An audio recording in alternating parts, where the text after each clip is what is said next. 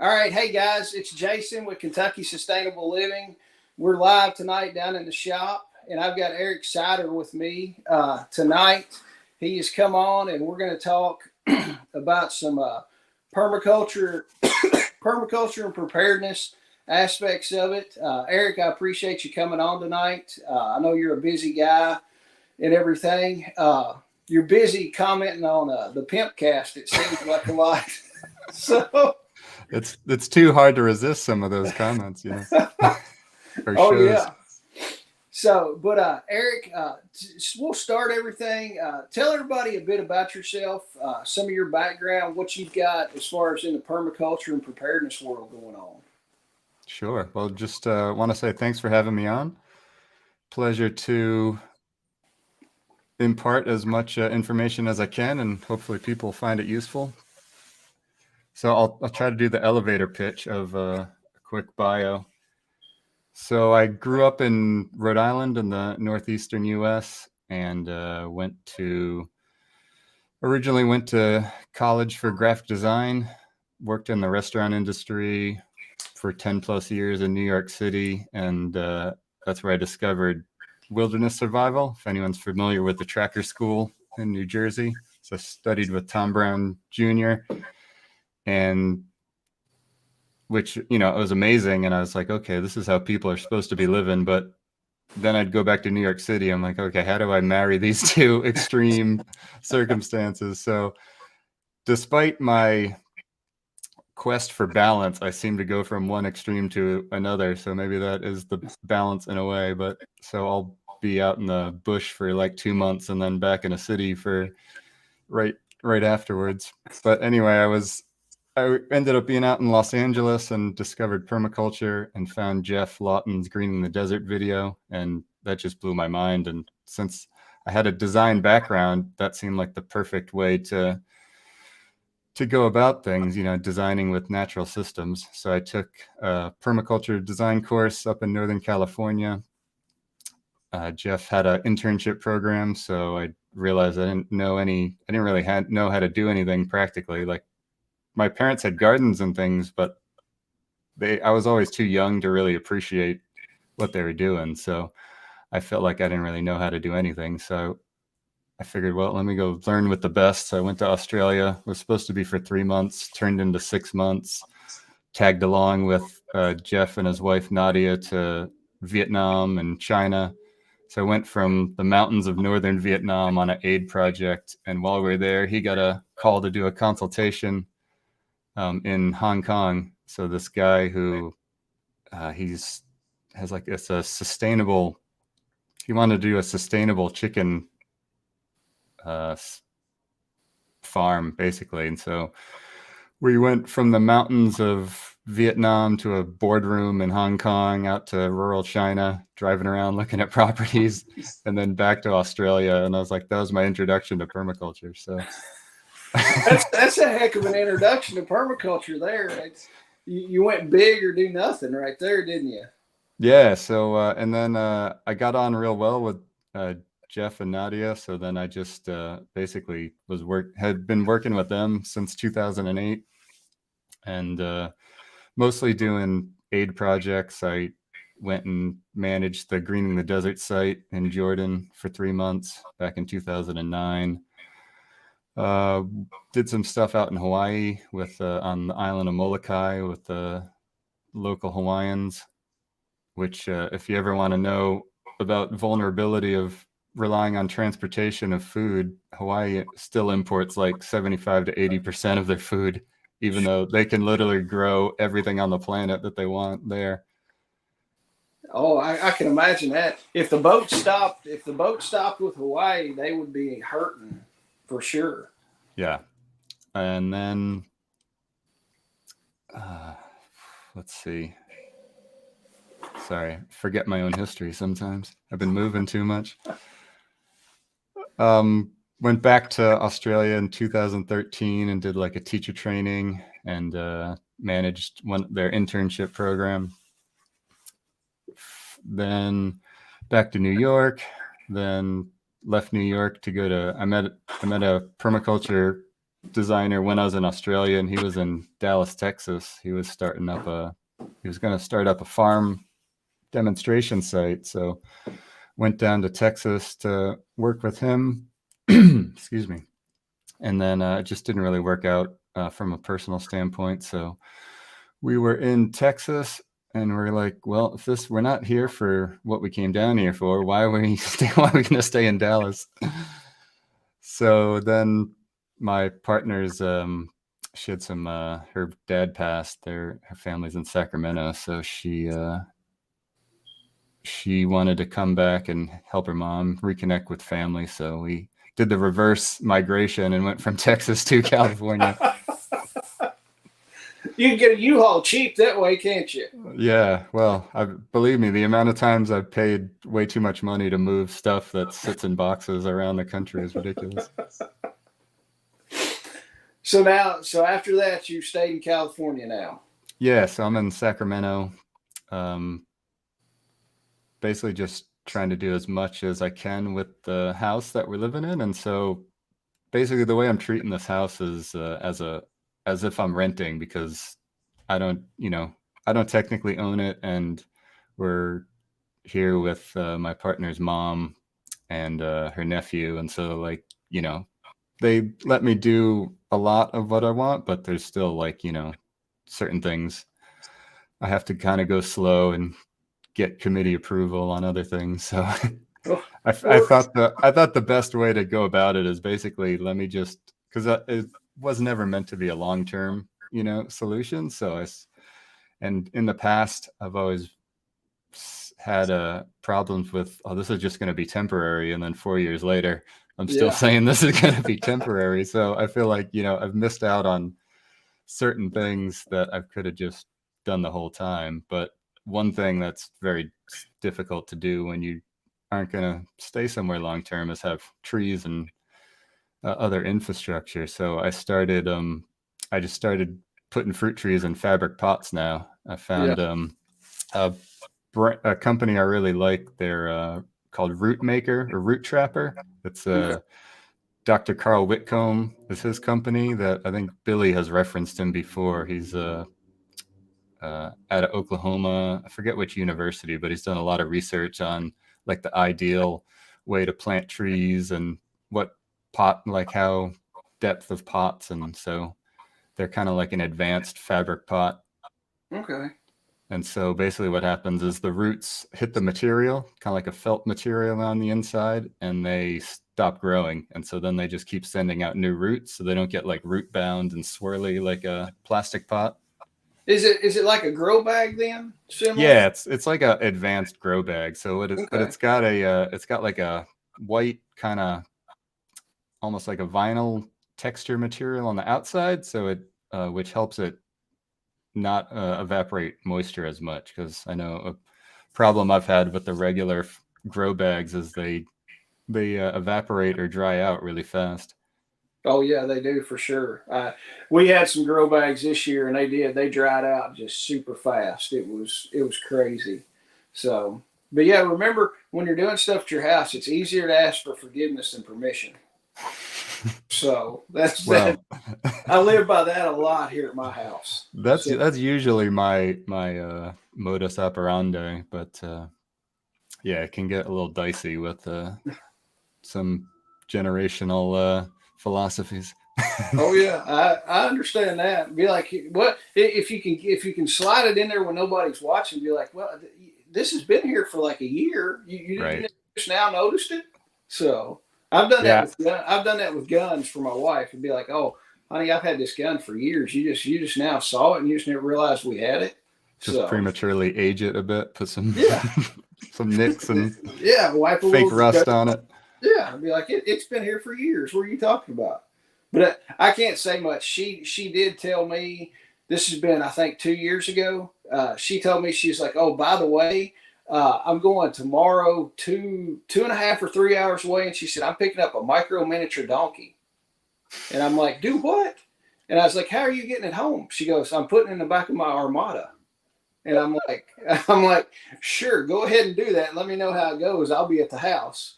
So she did. Is that like an extra small donkey, or is that Yeah, like micro mini? What's that, like the size of a Labrador? yeah, it does. It only gets. She's full grown now, and she's like 34 inches tall at her back, and that's as big Wow. as she gets. So Can you use it for transport? she's a pain in the ass is all she Uh, is. So, but that people pay big money. I mean, depending on the color and stuff like that on them, people are paying like $3,500 for babies. okay, so So it's kind of, I mean, it's more like a pet thing than yeah, a it's kind of one of those bougie pet things. right. It's like all the little miniature, Herefords and the little miniature Highlands and stuff like that. It's like people pay $3,000 for a stupid, miniature Highland. I'm like, I'm not going to do that, and then have to then, I was like, that's too much money for steak. I was like, give me a full size cow. But Right. it made her happy, and I was like, okay, you can have it. But she did. She put it in the back of her Armada and drove 2.5 or 3 hours home with it. Wow. So I was I did fall in love with donkeys in Jordan. They use them for everything out there. oh, I cannot stand horses. I'm not a horse person. So I told my wife, I was like, that's the closest thing to a horse is what we'll have at this place. I worked for a vet in high school, and the only time you saw horses was when they were sick. So Right. it's like if you were a pediatrician, and the only time you saw kids is when they came into the office. You would look at it and be like, I don't want a stinking kid. The things are always sick. They're always whining and crying about stuff. So that broke me from wanting horses. I was like, I just do not want horses. So Yeah, well, mostly they're just really expensive pets because yeah, most people don't use them for any utility. They're just and out in exactly. California, people don't even have land, but they'll have a horse, and you're just like bringing them hay all the time. Yeah. I mean, you might as well just throw $100 bills out there every day. Right. The only animal that I will have at this property that will be totally worthless is a giraffe, and I want a giraffe. Do they have cold weather winter giraffes? I don't know. Hell, I mean, if I wind up getting enough money for that, I'll build a heated barn. I guess I don't know, but Well, they definitely if you set up the first ever giraffe tractor, that'd be something to see. They'd be pruning all the tops of the trees you can't get to. Exactly. But it's kind of a running joke with the guys. It's like one of these days I will have a giraffe, and they're like, "Why do you want a giraffe?" And I'm like, people pull out pictures of their dogs and stuff like that and everything, and I'm like, you pull a picture out of you standing by your giraffe, people take you serious. They're like, this dude's not screwing around. So, and I told my wife, I was like, I'm going to find some way in the apocalypse, if I have a giraffe, I'm going to ride the thing. And she was like, you've lost your mind.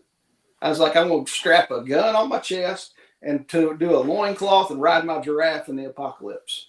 I think that should be your new logo.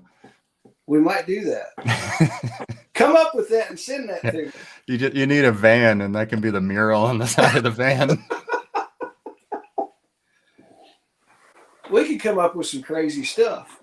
So for sure. Well, I mean, it's hard to top the chicken tractor on meth, so you set the bar pretty high for yourself. Yes, Shelly helped me come up with that. So, really? Yeah, Shelly said the giraffe tractor on meth. So, what's the next one? The chicken tractor on oxy.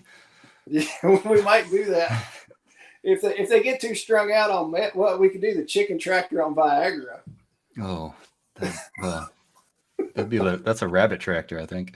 Yeah, the rabbit tractor on Viagra. We could do that. We need to come up with some of these funny shirts. Then we need to sit down and figure that out. Yeah, no problem. So, but yeah, Eric, I mean, a lot of my listeners have some smaller homesteads and stuff like that. I don't know how big they are, stuff like that. Talk about more of like, I mean, we're seeing all the shortages we're having, or the so-called shortages we're having on stuff, and feeding your animals, more sustainability, and how permaculture and preparedness go hand in hand with everything, and how doing that, it will help you be more sustainable in your small homesteads, even your bigger homesteads and stuff like that.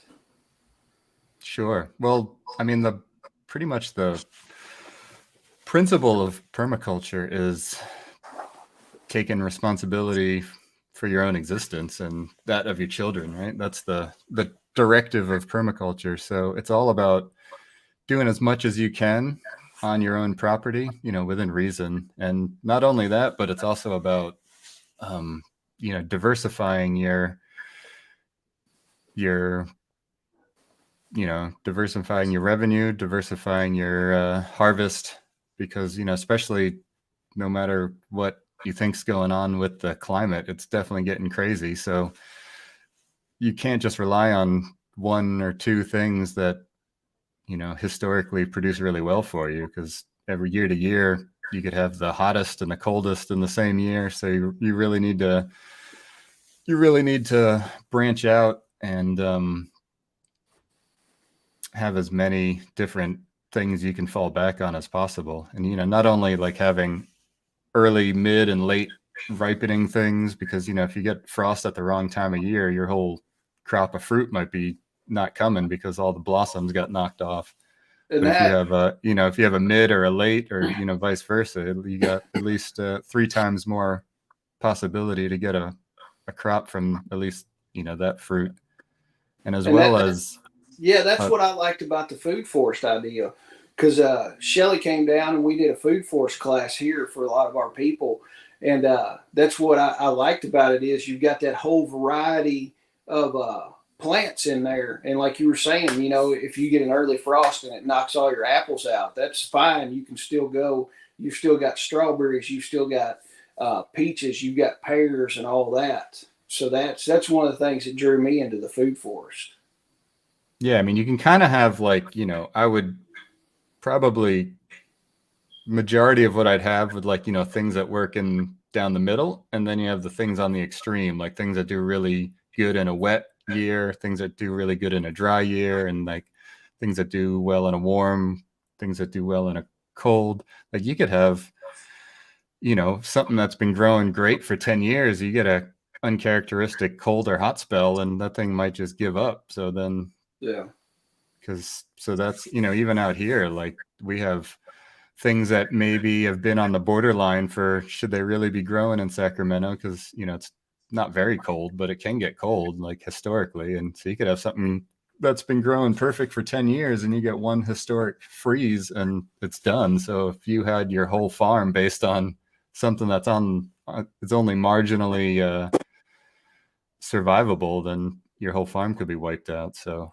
And then it's just a matter of, going perennials are really, perennials are preparedness, really. Things that come back on their own that you don't have to worry about growing every year as well. So it's like Shelly said that we're getting some blooms here in Kentucky. And Shelly's only like an hour and 15 minutes or hour and 30 minutes from me.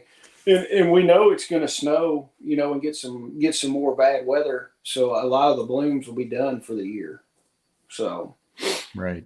And if anything doesn't grow in the food forest and do good, we're blaming Billy, because he told me what to plant in there. I went off his planting guide. So if it fails, we're blaming it on him. Well, you gotta give it that pimp talk. Make sure if it doesn't go right.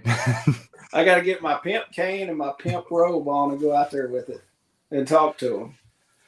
Yeah. Well, also, our food, at least, what typically people grow commercially is so simplified that I think we've forgotten all the different varieties and different options that you can historically grow.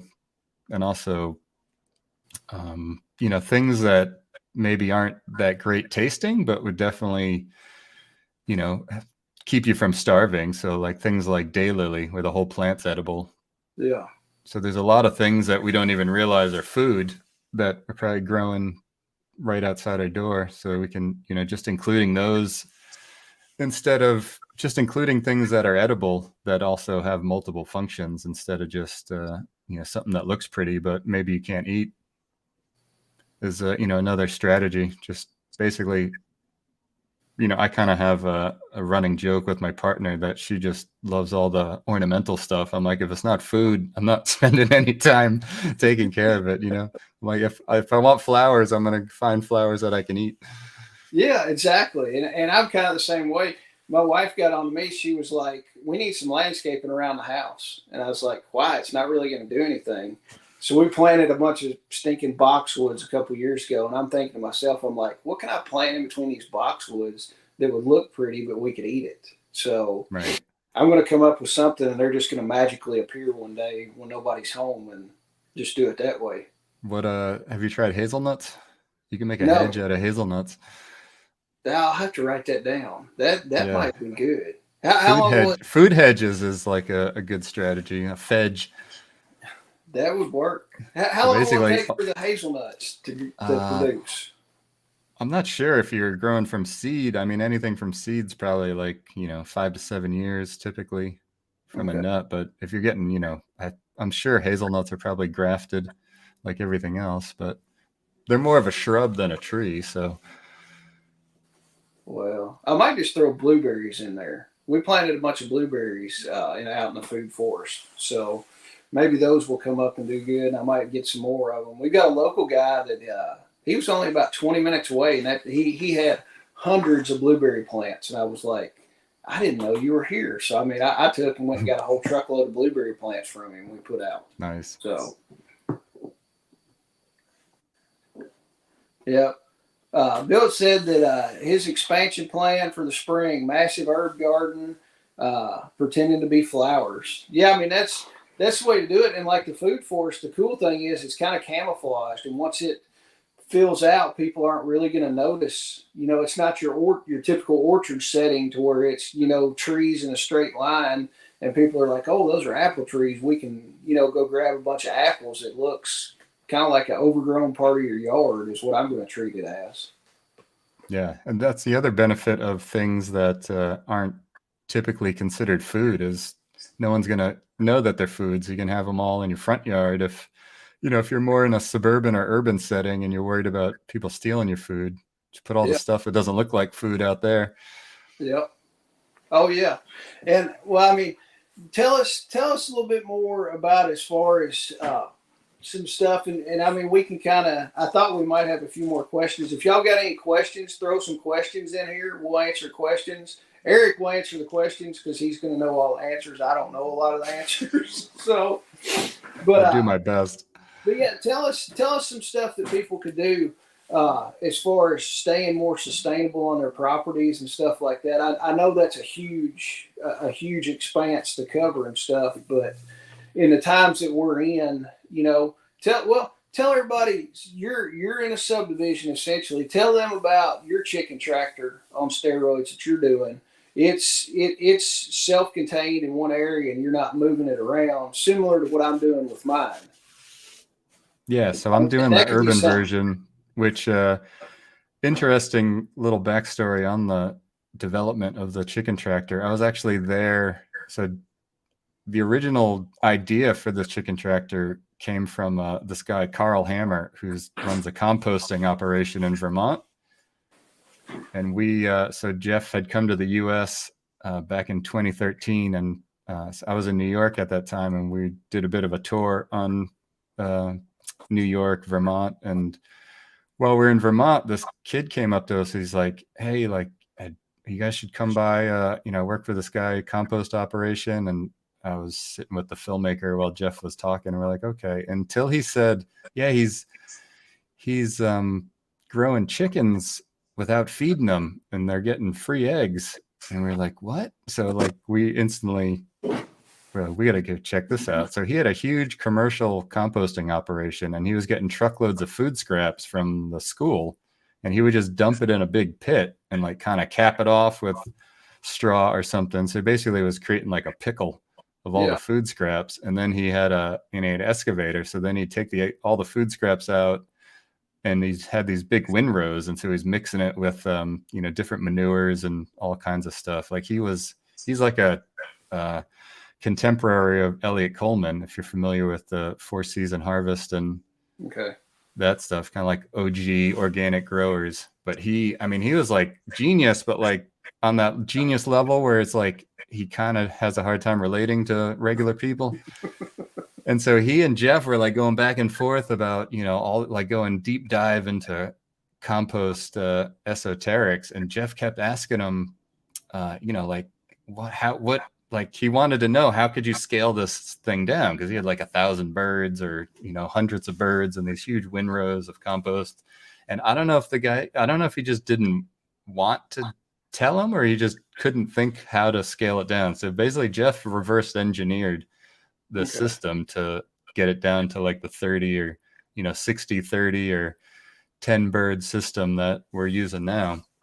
So I recommend everybody check out he's got a video, I think it's on his website, Discover Permaculture, where he goes through the 3 different scales. So he's got the urban version, which is like, he just calls it some birds, basically just have like, but I think I put it around like 8 to 10 is kind of a good number. Okay.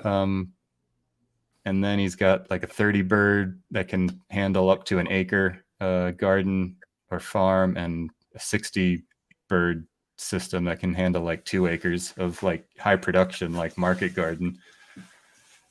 So that's and his so I'm doing the kind of like a version of his version. So he's kind of changed it a couple times, but his latest version is he's got like a roost sitting over kind of like a sectioned off area. And then he just keeps feeding material like hay and cut grass or whatever into that area. Like the chickens don't have access to it, but they just keep manuring. And then he's got 2 compost piles, one in a cage and one out of a cage. And he just goes back and forth. And it's so like it's 2-month process, but after 2 months, you get 2 cubic yards of compost. Okay. So it's technically you get the same amount of compost in the year, but so I tried to see, well, could I do it so I could get 1 cubic yard every month? So it's basically his system just changed a little bit. So I have the coop that they manure underneath, and I usually put like some kind of carbon under there. So every week I take that out and put it in the cage. So I let the cage build up for 5 weeks. So he recommends doing it like 35 days to kind of give it a little extra time to process. And then once the cage is full, then I take it out of the cage and construct the pile, and then that sits. So it's in the cage, depending on how regular I'm filling up the cage. So it's more or less like about 2.5 months from start to finish. But now that I got it going, I'm pretty much got every 5 weeks, I got a cubic yard of compost. Okay.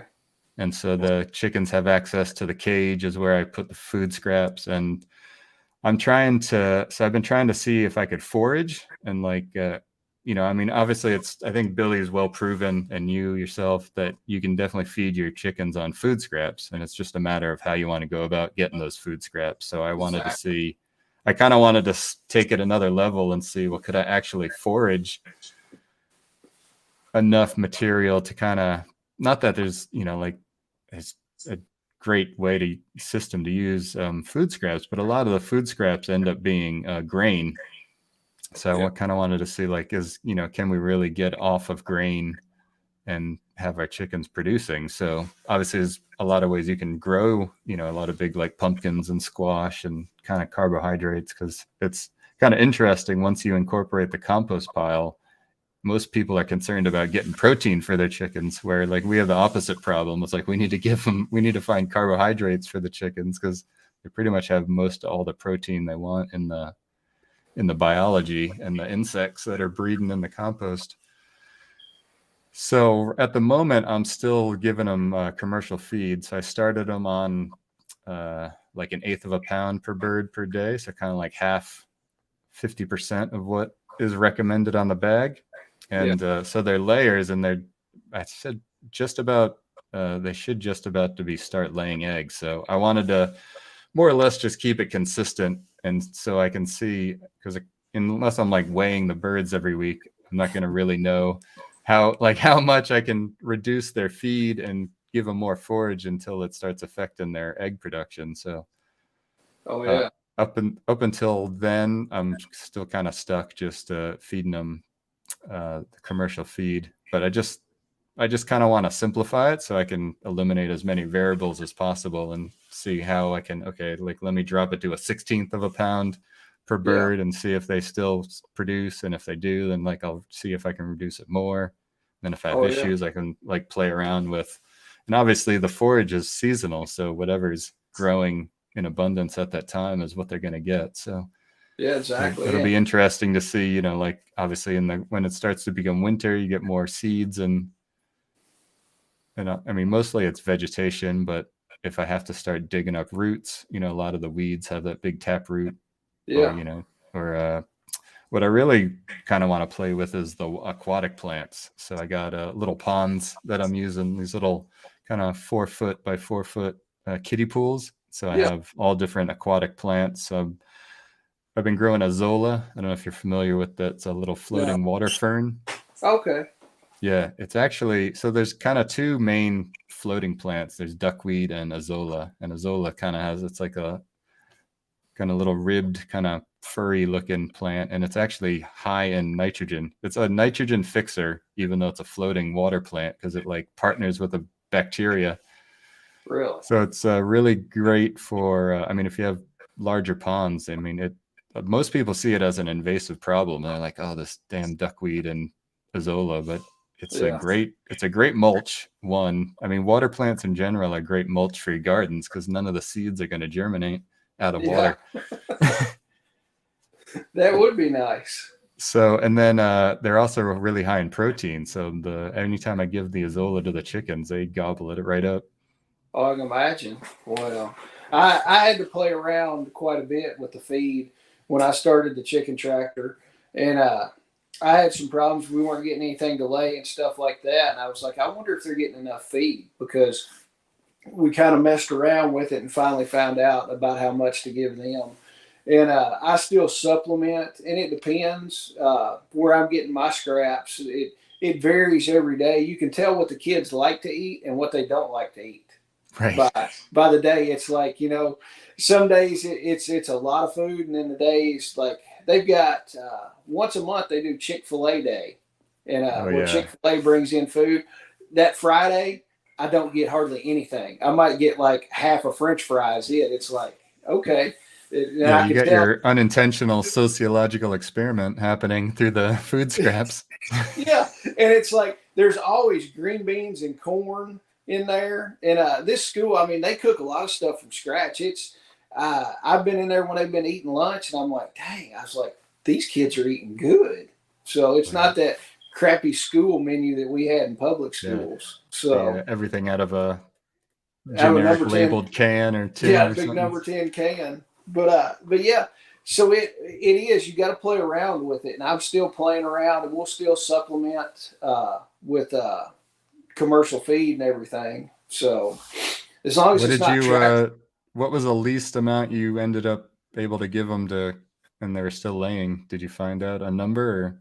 No, it probably about 1/8 of a pound is probably about where we were at, and they still kept kind of laying. So, but a lot of the food I get from there has got a lot of protein in it too.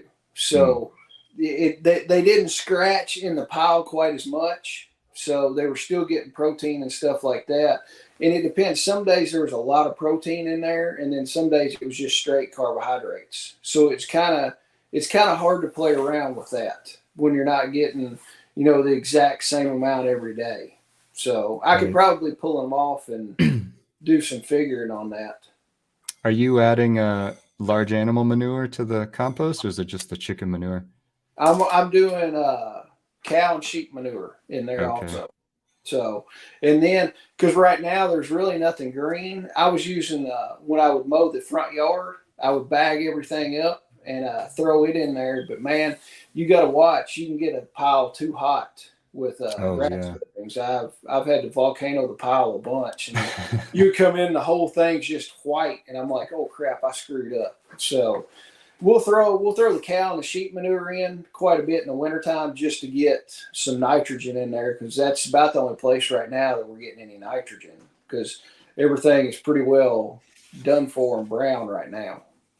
Right. So, yeah, that's the other thing I'm playing with, because I don't I'm not using anything other than the chicken manure. So, I mean, I could. It's there's actually in Sacramento, near where I live, there's actually a fair amount of farms, not too far, like goats, horses, cows, even. But I realize most people, at least in the U.S., in suburban, urban settings, aren't going to have access to larger animals. So I wanted to see, can I get enough nitrogen components? And basically, what I'm doing is 50% straw or carbon, and then 50% like basically weeds and green material. And then, obviously the chicken manure is going on the carbon, but I've been noticing that it hasn't really been getting that hot. So I think I'm, probably don't have quite enough nitrogen. So now what I'm doing is I'm adding my urine all the time. Oh yeah, we had a litter of pigs and had one or two that were stillborn, and I just took those things and chucked them. I dug out one of the hottest compost piles, dug it out, and stuck them down in there and covered it back up. And by the next week, there was just a few bones and stuff like that left, and I'm like, that thing's getting hot enough then. So yeah, it's amazing how much a compost pile will devour. Like I was working on a project near here up until August, and we had a dead goose, and I stuck that in the pile, and I was doing an 18-day pile, and the 2 days later or 4 days later, I can't remember, when I went to flip it, it was just a few feathers and bones. Yeah. Oh, it's amazing. My wife got on to me. She was like, that is going to stink and be so nasty. And I went out there and showed her. I was like, there's nothing really there but a few bones. And she was like, okay, that's fine. So I hadn't composted anything big yet. Thank goodness we hadn't had to compost anything big. So. Right. But yeah, I mean, it's the chicken tractor on steroids. I mean, it's nice for somebody with some small acreage. You can do a lot, and the cool thing I like about it is you're getting meat. If you want to do meat birds on it, you've got a source of meat right there. You've got your eggs, and you're getting compost that you can put onto your garden. So it's an amazing system of what you're getting out of it for the little bit of work. We're doing essentially billies where you got your cage and then 3 piles. So essentially after you get it set up that first month, every week I'm pulling off a yard to a yard and a half of compost on it. So I can spend pretty much, I do mine with the tractor. I come in and scoop up some manure and stuff like that, and then go in with the wood chips and throw the wood chips in and then feed everybody on top of it. So I spend I could do it in 20 minutes every day, and then spend maybe an hour at the end of the week taking the finished compost out and moving the rings and stuff like that. And for what you're getting out of the system, the little bit of time I've got in it, I'm like, that's no problem. I'll spend the time doing that because it's back in money on your compost. You're making money making compost for yourself. I mean, for my perspective, it's the compost is actually the number one thing I'm after. It's just a byproduct to get chickens and eggs. Yeah, because that's when you look at the fundamentals of, it's the fertility, like soil's number one. Like, so if you're not taking care of your soil, you're not going to be producing anything. So that's why it's so critical to make sure you're producing as much of your fertility on site and increasing the quality and quantity all the time. And then, because just like food, if you're relying on outside sources for fertilizer, all it's got to do is one truck stops coming and or the stinking price of fertilizer. I mean, fertilizer has gone up astronomical. We've got a question. What are your thoughts on sawdust for carbon? Yes, I mean, sawdust is fine. It's just the only issue is if it's in thick layers, it kind of can become like hydrophobic. So you might need to just mix, as long as you mix the sawdust in well, because it's so fine, it's almost like a dust. So you don't want like 6 inches or a foot of just sawdust. And then, because sometimes it can go like hydrophobic, where it actually starts repelling water. It'll just So pack yeah, down. I would just say like, yeah, mix it in real well with all like the manure and whatever other components you got. Oh yeah. But yeah, I mean, it's nice. I don't know what compost is going for around here. I've never priced it, but I mean, you're making money and you've got that fertility that you're keeping on your place. It's great. I mean, that's one of the things that led me to it. And I watched when I heard about it because I was watching Billy's videos and I'm like, what's this chicken tractor on steroids deal? So I started from the very beginning, and that night I like watched all the videos, and I'm like, this is freaking cool. I'm going to do it. And then Shelly had started hers, and I started watching Shelly's videos. And I asked Shelly, I was like, can you do that? Because she was doing it to where it was stationary, just like what we're doing. And she was like, yeah, it works. So I was like, shoot, if we can keep it stationary, I'm going to do it. And it's just, I've been blown away by it. So.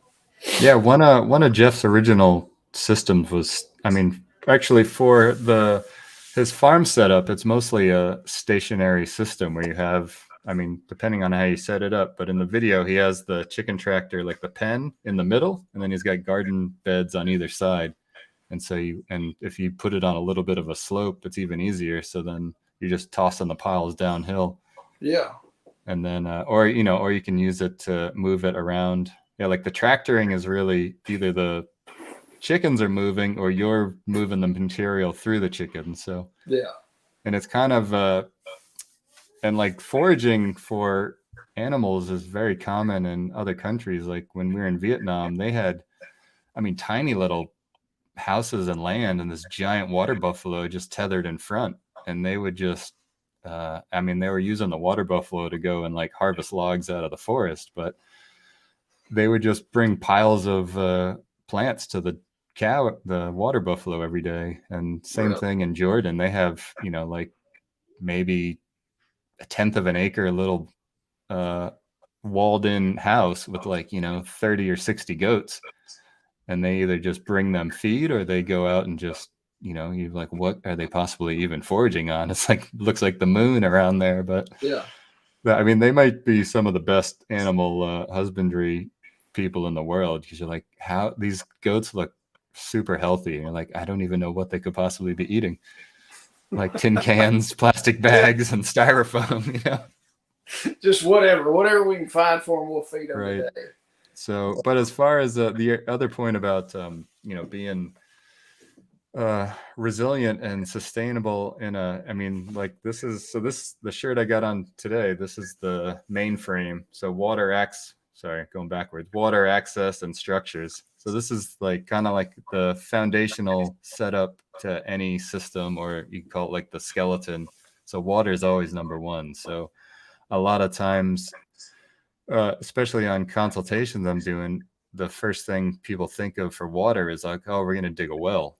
Yeah. And from a permaculture standpoint, you want to look high for water, because you want to store water high in the landscape if possible. I mean, if you're on flat land, if you can put a water tower up or something, but if you have gravity feed water, that's like one less thing you got to worry about. Whereas even with a well, if your electricity goes out or your fuel runs out, you got nothing to pump that water up out of the ground with. Oh yeah. And I looked at a well here and I talked to some people. We run into sulfur water all the time when you got wells here, and it's just this awful, stinky, sulfury smelling water. The farmer next to me has cattle, and I asked him, he's like, the cows have drank sulfur water for years. They don't mind it a bit. And that's what he waters all his livestock with. And I was like, yeah, and I started looking, I'm like, we could probably filter all that and get it to where we could drink it. But I'm like, I'm not spending the money to do that. So we did a lot of rain catchment is what we've got. And I've got it set up. I could water my animals by gravity feed, essentially hook a hose onto it, and it's going to gravity feed into the troughs. So, yeah. And I mean, even if you don't have any elevation to get gravity feed, I mean, a shallow well pump is more than enough to get enough pressure for, like household use, or, depending if you want to run sprinklers or how you want to irrigate. But that's another benefit of, doing things on contour. So like even your garden beds or swales, it gives you the option to flood irrigate. Yeah. Which is, you just basically how I always like to, if I'm going to do gardens, design beds on contour. Like I almost would favor putting them on contour, even if the aspect is like wrong from a sun standpoint, just because it makes it so much easier from a water and irrigation. And like the footpaths basically become mini swales. Yeah. We had, we had this crazy amount of rain here in Sacramento. I think we had like 9 inches of rain in like a week or something. Yeah, y'all And got yeah, and I mean, my footpaths in my garden were, full of water for a few hours, and then it all just soaked right into the ground. So, it didn't affect my garden beds at all, really. Oh yeah. Well, tell us. You talked about the consultations. Tell everybody about the consultations, because that's one of the things that you do is permaculture consultations, right? Yeah. So I can do a lot of. It's surprising what you can do online these days. With I work with like a map genius. So he basically pulls most of the US has already like been surveyed like with LiDAR, which is like basically like firing a laser from a plane and bouncing it off the earth. And they Yeah. have, within 1 foot contours usually you can get. And like it's accurate enough to design off of, which is, like the free, you can get a lot of free topographic maps online and like Google Earth, but most of them, they're not really accurate at all. They're fine for a general sense of the catchment area and where the water's flowing. Yeah. But if you actually want to, like with the maps, this Ben Missimer is his name, with he can produce, like I can literally do the whole design from a computer without setting foot on the property, which is pretty amazing. But I've seen yeah, the just LiDAR. The LiDAR they were doing. Have you seen where they were doing the rainforest and they found out like all the ancient Aztec yeah. settlements and stuff like that? It's that accurate. I'm like, that's crazy. So, but sorry. Yeah, to no, you're good. So that's so basically between Google Earth, like photos and videos from the landowners, and then just talking through what they want. It's most of the time, people just kind of want like to know they're doing the right thing, or they have a few questions. So I usually start everybody with a half an hour video consultation, and then from there, because I also want to make sure like I'm the right fit for what they want. And yeah. but I mean, it's kind of amazing what can be done in a half an hour. Like a lot of just kind of give you like a base starting point for how to set your property up. Or a lot of times people just don't even really know what questions they should ask. Yeah. Particularly if they don't know animals, or they, maybe they just bought property and they have this idea of what a farm is going to be. So most of the time what I'm doing is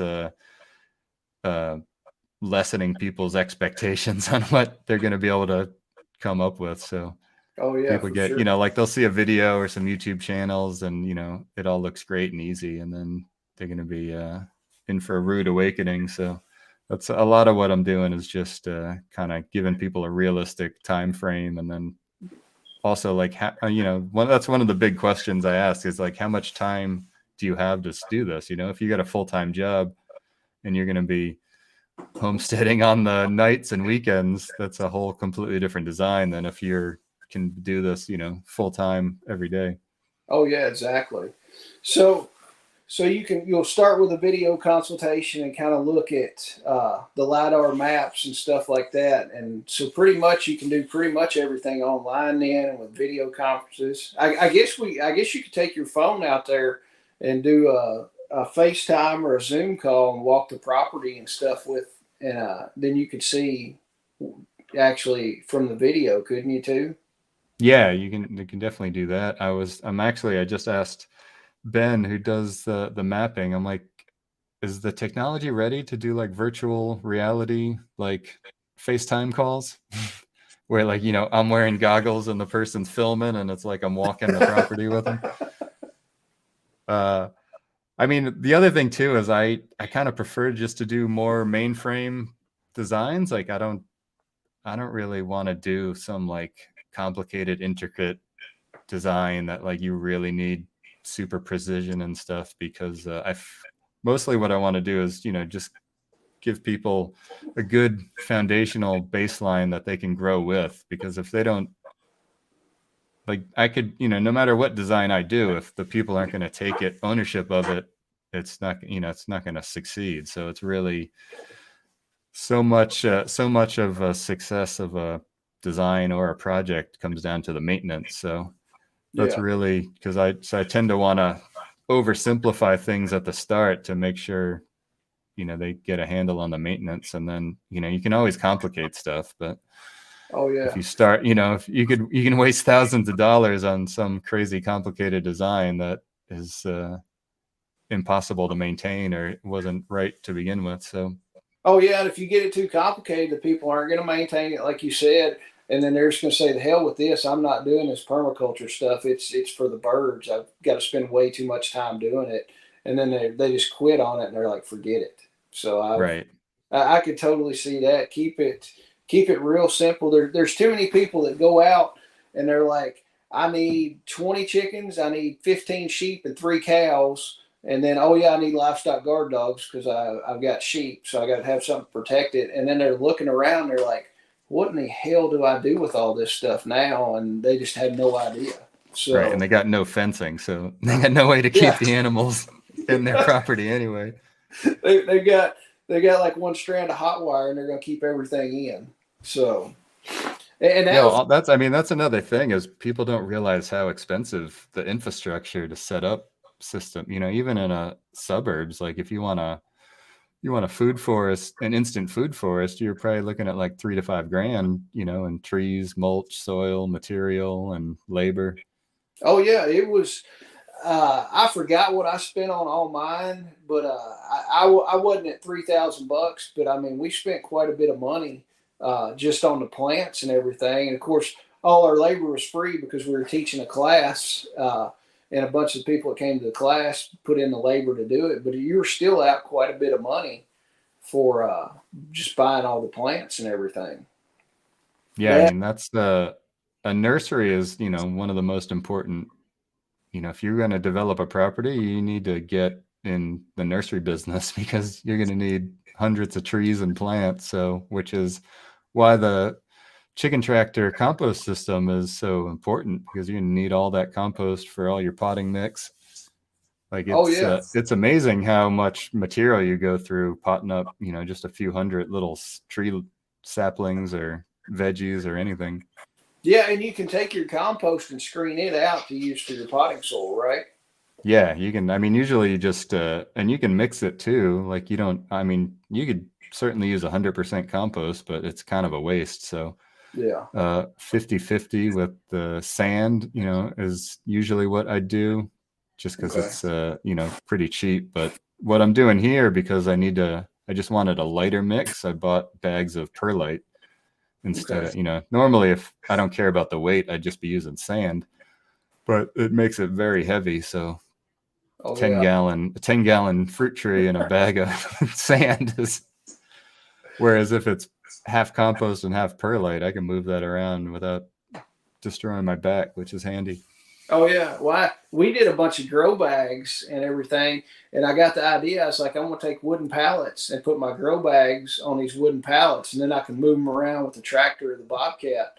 And it was awesome. When it was time to do potatoes, I went down, picked my potatoes up that were already on the pallets, took them down to where I wanted to dump them, threw them off the pallet, dumped all of it out, and gathered the crappy little potatoes that were yay big around and everything. It was a crap year. The potatoes did not do worth a hoot in those grow bags, and I don't know why. Yeah, I think low key the pallet forks might be one of the best investments for a tractor you could get. Oh, I do. Especially I know the project I was working on, I got when I was talking with the Kubota dealer, he recommended them, and he's like, get the 60-inch forks because it just makes life so much easier. And like the amount of times the pallet forks were on the tractor instead of the bucket was surprising.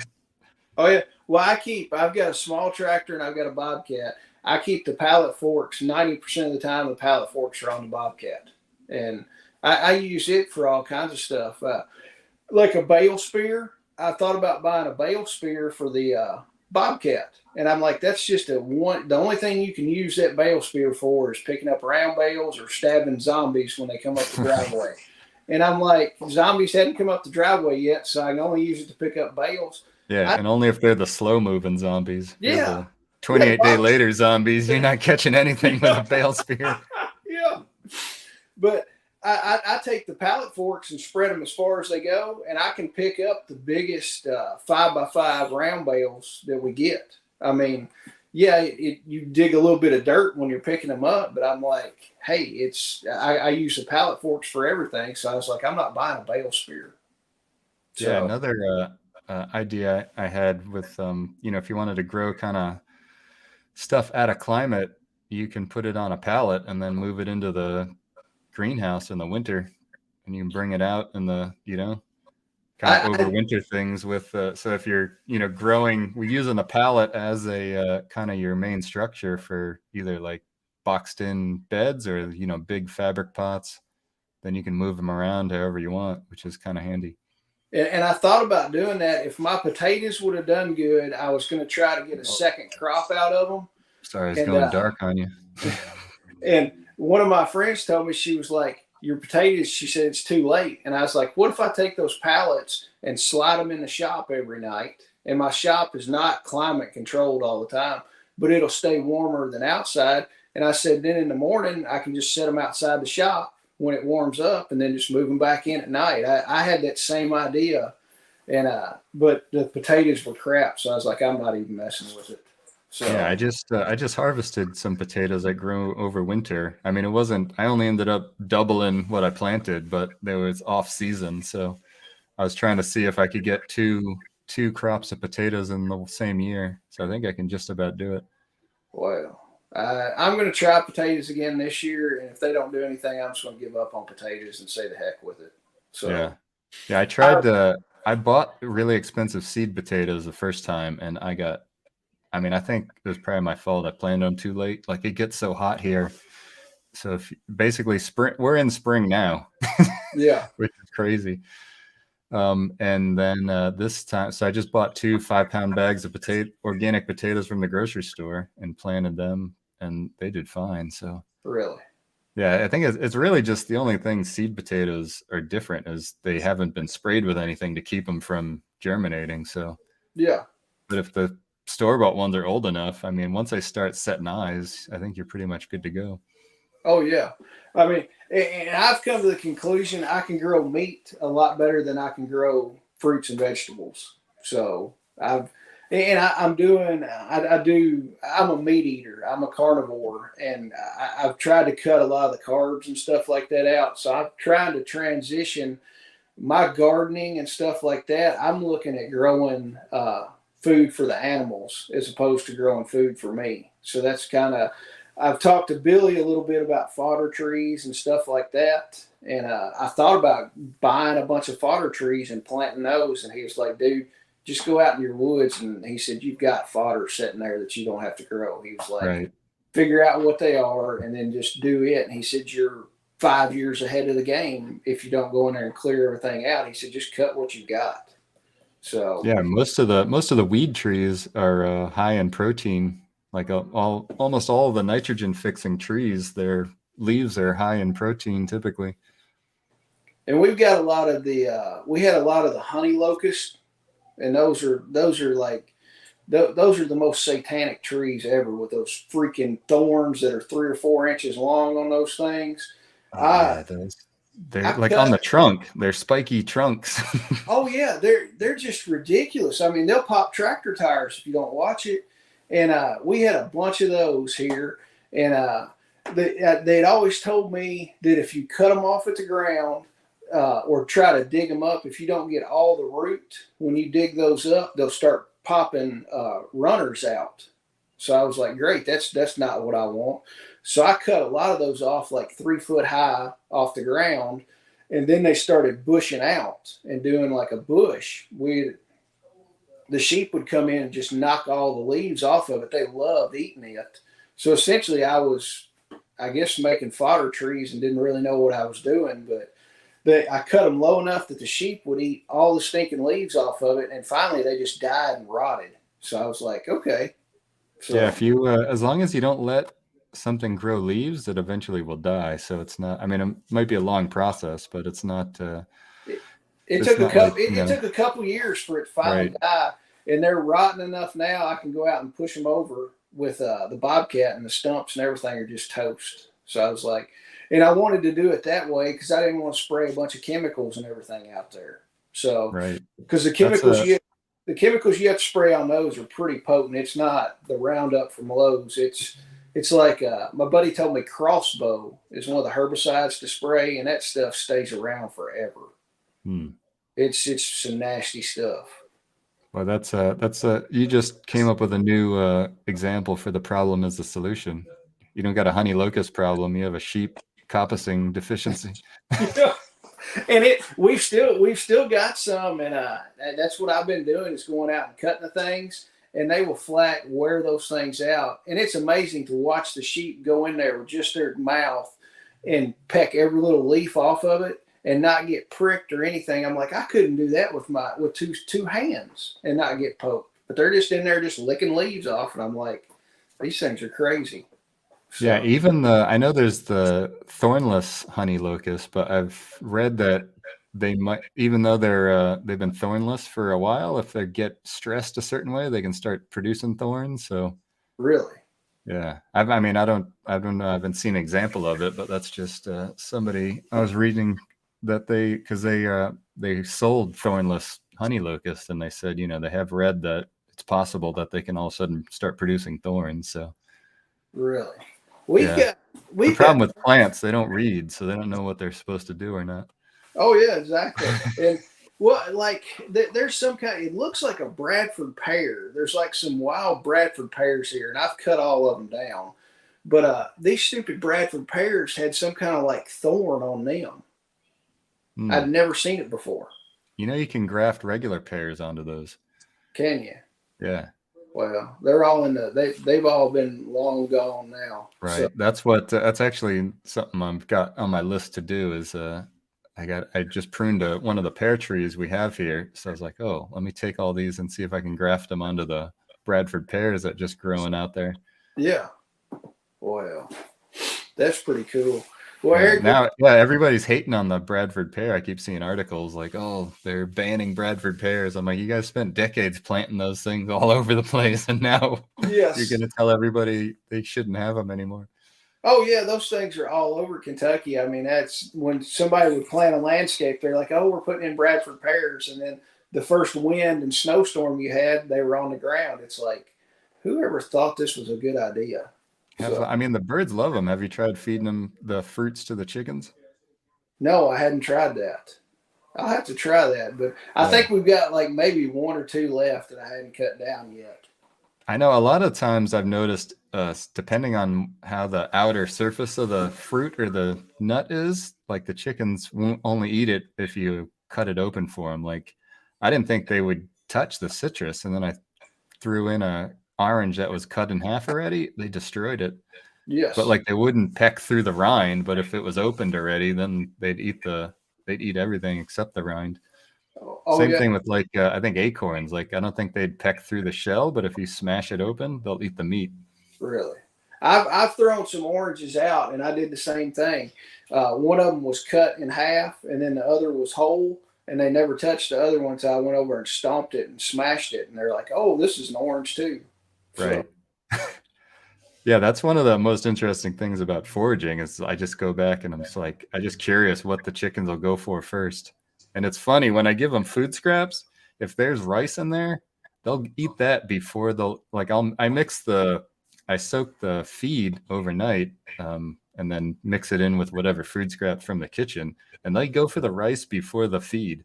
really, Yeah, I don't know why something about rice they absolutely love. maybe it looks like bugs. I mean, it could be, or maybe they're just dying for carbs. I don't know, but Yeah, maybe yeah, maybe they're Chinese chickens and they like fried rice. they could be. So maybe they're like, "Oh, fried rice, we're going for that." So, but But yeah, I mean, there's some fun. Have you seen the people feed the chickens like these ghost peppers and stuff before?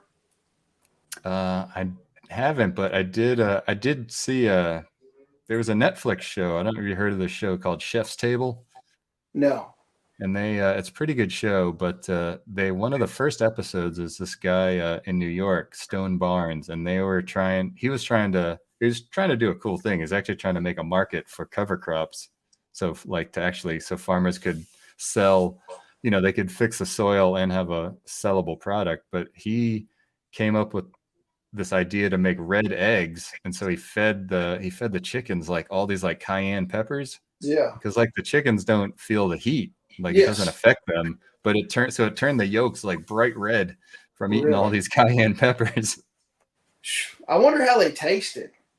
I don't know. Yeah, that's I don't remember if they had a taste or if it was just the color. That would be interesting to see how they taste because I Yeah. know I know like cows and goats, if you're milking them and they get on a bunch of wild onions and eat that the milk for a little while will taste like it'll have that onion flavor to it and onion smell. Hmm. Yeah, I So have seen that there's some weed. I forget that if dairy goats eat it, it like kind of ruins the milk. uh, I don't know. I I know. forget. I think it's got the little. I think it's got a little yellow flower. Like it's something I noticed. You'll see it all the time if there's a horse pen and there's nothing growing except this one plant with yellow flowers. Like the horses won't eat it, but it's definitely like a response to overgrazing. Yeah. But I Boy. can't think of the name of it at the moment. Well, Eric, we're coming up. We've been an hour and 6 minutes, and we're probably. I know I've got a few things to do before the night's over, and it's still early where you're at. What? It's only Yes, 6. 6 o'clock. Gosh, you still got all night to do stuff. Yeah, So, yeah. I don't. I get up early, so my bedtime's around 9:30 these days. oh, I wind up falling asleep on the couch every night. It's usually what happens with me. So, but guys, I appreciate everybody being on here tonight. I'm glad that everybody tuned in. I hope we answered some questions for y'all, and I hope you find some stuff good with this. Eric, I appreciate you coming on tonight and talking to everybody. And we're going to go ahead and sign off. And Eric, let me sign this off, and then I'll be with you. All So right. Yeah. I Thanks for appreciate having it. me. All right, thanks.